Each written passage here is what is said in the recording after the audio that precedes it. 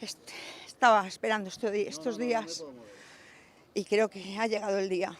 Estoy muy nerviosa, pero a la vez tengo mucha fuerza.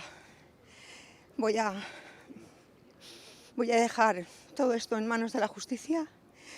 Voy a jurar, voy a creer en el jurado popular. Yo tengo una esperanza que él pueda derrumbarse en el jurado cuando testifique, o cuando su madre declare. Pero yo tengo esperanzas. Ojalá, ojalá. Lo que tengo claro es que así no se puede vivir. Yo tengo fuerzas y mi hija me da todas las fuerzas del mundo, pero así no se puede vivir de por vida. Por supuesto que voy a aguantar. He aguantado 2 años y medio y voy a aguantar hasta el final. Por supuesto que sí. Espero que se le haga justicia a mi hija y a todas, porque se lo merecen. Y voy a estar aquí porque soy la voz de todas ellas.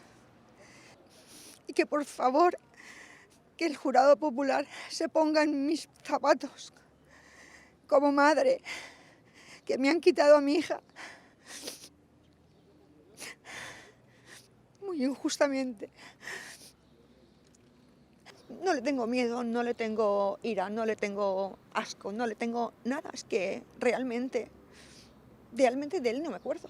Yo me acuerdo de mi hija, pero él me es indiferente.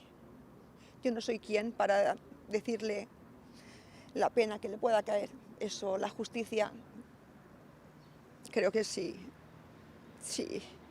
se pone un poco en mi piel, puedan darle el veredicto que por lo que estamos luchando, que sea la prisión permanente revisable.